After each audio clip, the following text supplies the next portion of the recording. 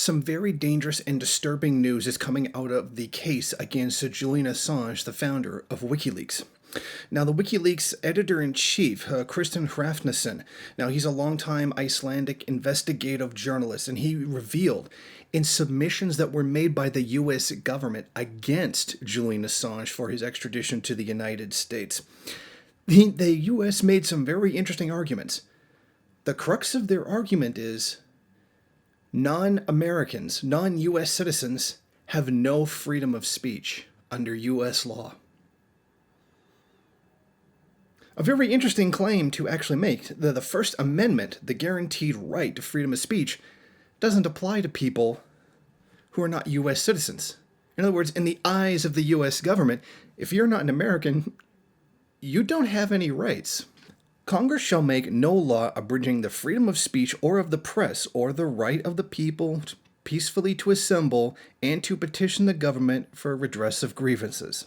Now, this is particularly disturbing when we look at how U.S. law is applied extrajudicially. I mean, the U.S. can come after you in another country for committing a crime outside of the U.S. So let's get this straight. Human rights don't exist outside of the U.S., but U.S. law can exist outside of the U.S.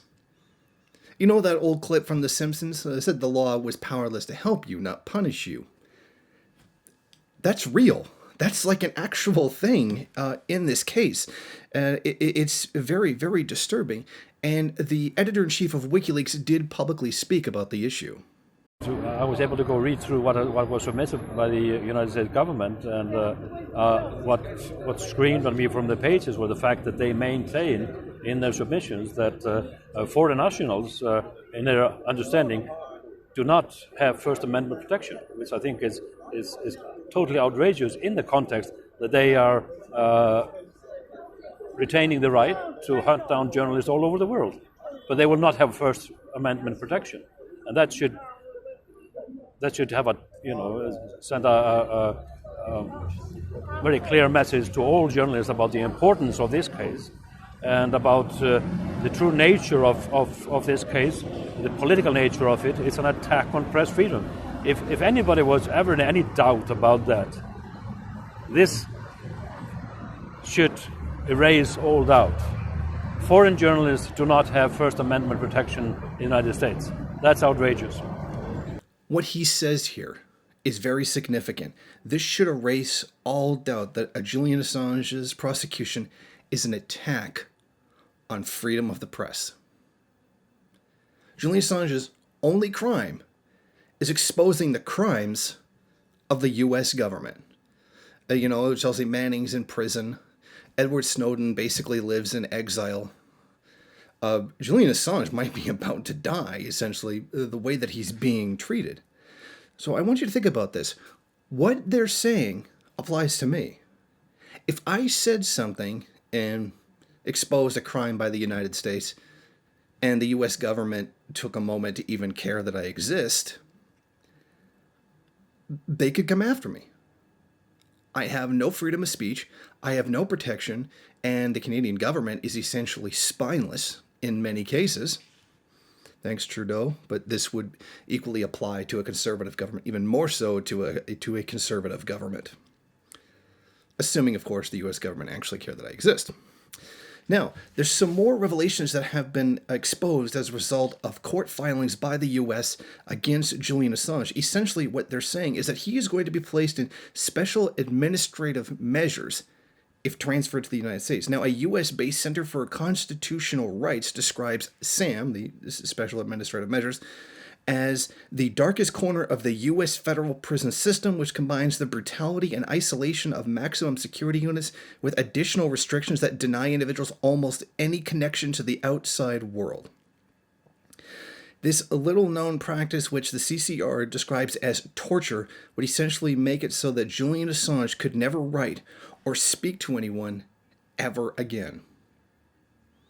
And wouldn't that be the ultimate goal, to prevent Julian Assange from ever being able to report a single crime by the U.S. government? That would be the perfect silence. You don't even have to kill him. You can just place him in a position where he can never speak again and essentially torture him for the rest of his life, assuming he survives. According to many reports, his health is in serious decline and he may, in fact, be dying right now. Well, we don't know because no investigation is allowed to be carried out. This is a very clear threat to the entire world that America is opposing. Think about what's being said. America is outright saying they are the only ones who have rights. Nobody else does. Only people in the U.S. empire have the right to whatever is actually allowed. I mean, you can write all kinds of rights into the law, but it's different whether or not the U.S. government actually gives them. But essentially, you wouldn't even be able to make the argument if you're not American. But the U.S. government has free hand and every right to apply their law to you. So if you did something in another country that's illegal in the U.S., or the U.S. just simply doesn't like it, period, they can just force their law on you. And you have no rights because you're not American, so you're going to be detained, arrested, charged, if they even get around to charging you, when you have no rights in that process whatsoever because you're not an American. Think about that. If that isn't the totalitarianism of empire, what is it? That completely demonstrates everything that the U.S. empire stands for. And this isn't even just something that they do that people know about. They're filing court documents saying that this is their right under the law to do. This is what they intend to do. This is how they operate. And they're essentially, in a roundabout way, codifying it. And that's what's frightening about this. But the U.S. mainstream media, they're nowhere to be found in this case.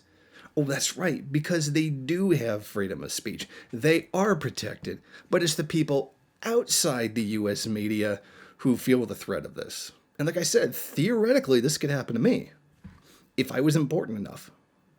It could happen to anybody. It's frightening what the United States is going to do.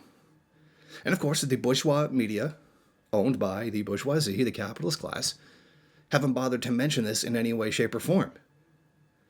No one from CNN, no one from Fox News. It's amazing how much common ground you can find between liberals and conservatives in the mainstream on things like this. Like wanting to prosecute Donald Trump for crimes that he's committed, but all in an effort to carry out a plan that is wrong, that they both agree with. It's that kind of a thing. It's a very common ground. They want to silence anybody whatsoever. Well, they can't do it in the U.S. And it becomes a very thorny legal issue, like Max Blumenthal, for example. But once you're outside of America, no rights, but the law applies to you. Isn't that a kind of total hypocrisy?